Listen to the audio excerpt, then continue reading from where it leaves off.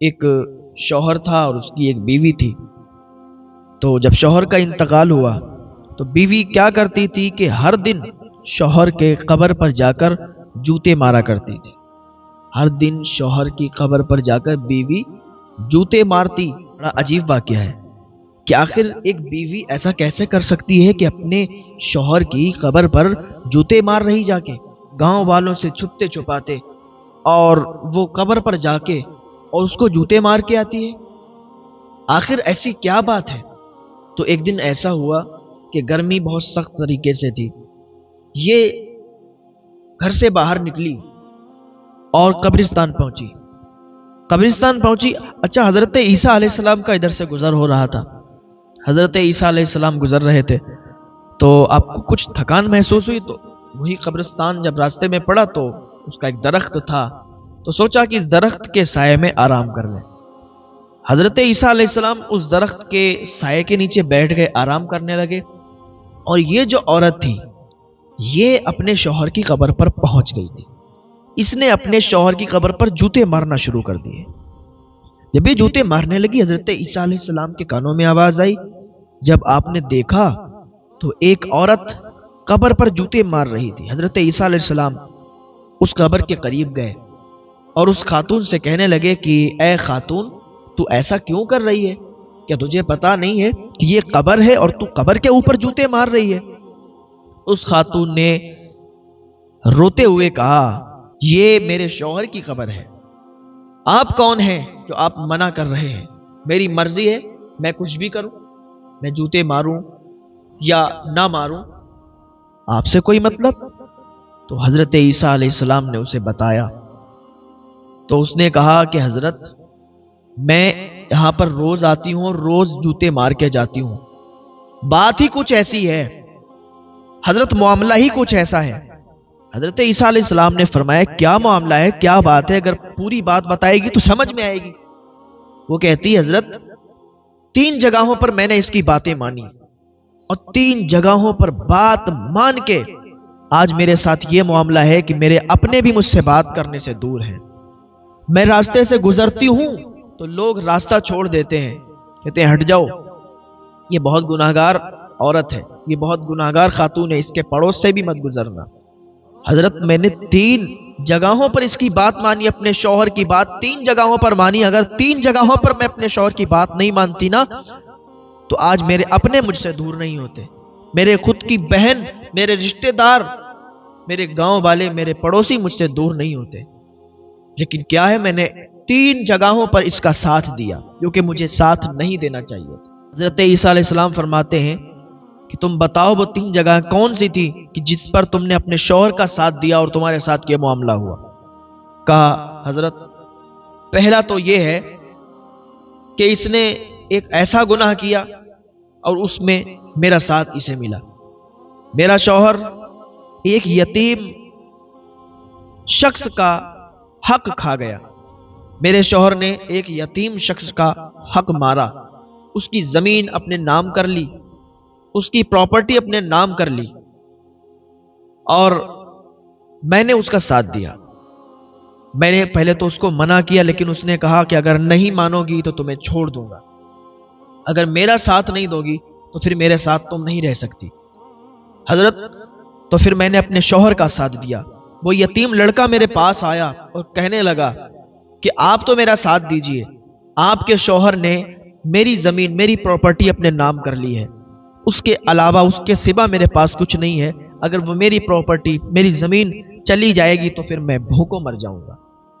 حضرت میں نے اس سے اس وقت کہا تھا کہ چلا جا، میں اپنے شوہر کے ساتھ ہوں، اور جو میرے شوہر نے کیا ہے وہ صحیح کیا ہے، وہ تیری زمین نہیں ہے، وہ تیری پراپرٹی نہیں ہے، وہ میرے شوہر کی ہے۔ وہاں پر میں نے اپنے شوہر کا ساتھ دیا۔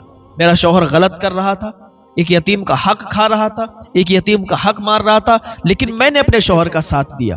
حضرت مجھے وہاں پر اپنے شوہر کا ساتھ نہیں دینا چاہیے تھا، وہاں پر مجھے اسے سمجھانا چاہیے تھا، اگر وہ مجھے چھوڑ دیتا تو میں چلی جاتی، لیکن میں نے اپنے شوہر کا ساتھ دیا۔ پھر کیا ہوا حضرت؟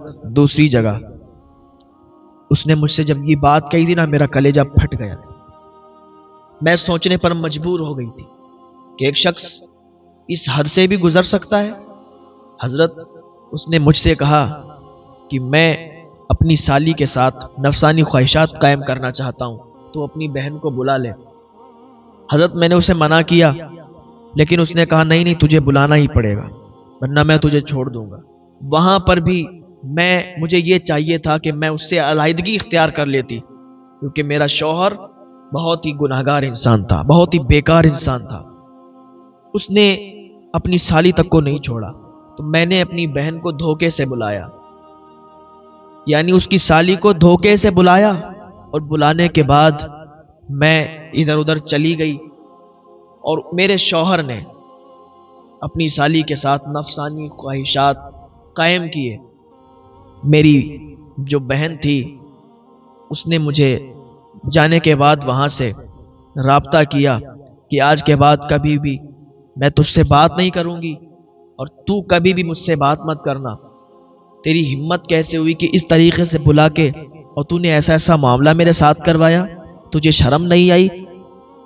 تجھے ایک گھڑی تو سوچ لیتی کہ تو کسے بلا رہی ہے اور کیا کروا رہی ہے؟ لیکن وہاں پر میں نے اپنے شوہر کا ساتھ دیا۔ حضرت مجھے چاہیے تھا کہ میں اپنے شوہر کا وہاں پر ساتھ نہیں دیتی، لیکن میں نے اپنے شوہر کا ساتھ دیا، کیونکہ وہ مجھے چھوڑنے کی دھمکی دے رہا تھا، وہ مجھے مارنے کی دھمکی دے رہا تھا۔ لیکن یہ کتنا بڑا جرم ہے، یہ کتنا بڑا گناہ ہے۔ آج بھی ہمارے معاشرے میں ایسے گناہ ہوتے ہیں، ایسے جرم ہوتے ہیں۔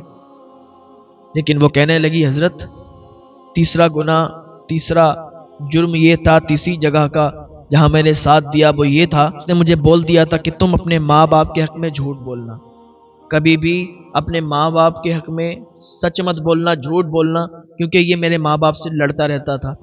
اکثر اس کی لڑائی میرے ماں باپ سے، میرے والدین سے ہوتی رہتی تھی۔ تو ایک دن میرے ماں باپ کو، میرے والدین کو میری ضرورت پڑی، انہوں نے مدد مانگی، تو اس نے منع کر دیا کہ تم بالکل ہرگز مدد نہیں کر سکتی اپنے والدین کی۔ میرے والدین یہ آس لگائے تھے کہ میری بیٹی، میرے داماد میری مدد کریں گے، میری ہیلپ کریں گے، لیکن اس نے منع کر دیا۔ وہ 3 جرموں کی وجہ سے آج میرے رشتہ دار، میرے گھر والے، میری بہن مجھ سے بات کرنے کے لیے بھی راضی نہیں ہے، مجھ سے بات نہیں کرتی ہے۔ میرے اپنے مجھ سے دور ہو گئے، میرے اپنے مجھ سے دور ہو گئے، اور میں نے یہ جو جرم کیے ہیں نا، اس کے ساتھ میں نے جو اس کا ساتھ دیا، یہ تو مر گیا، یہ تو چلا گیا یہاں سے، لیکن ابھی تو میں دنیا میں یہ ذلت جھیل رہی ہوں، لیکن جب میں بھی مر جاؤں گی تو آخرت میں بھی مجھے ذلت کا سامنا کرنا پڑے گا۔ آخرت میں مجھے عذاب کی سیڑھیوں سے گزرنا پڑے گا۔ آخرت میں میرے لیے دردناک عذاب ہے، کیونکہ میں نے اپنے شوہر کا اس ٹائم ساتھ دیا جہاں پر مجھے اپنے شوہر کا ساتھ نہیں دینا چاہیے تھا۔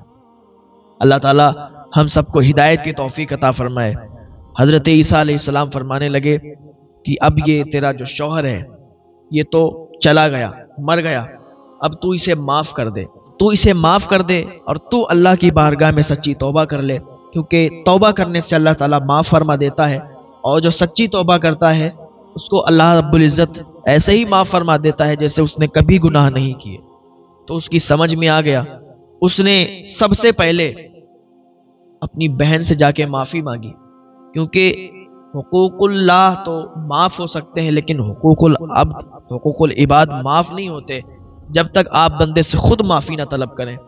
تو اس نے سب سے پہلے اپنی بہن سے معافی طلب کی، معافی مانگی، اس کے بعد اس نے اپنے شوہر کو بھی معاف کر دیا، اور اللہ رب العزت کی بارگاہ میں اس نے سچی توبہ کر لی۔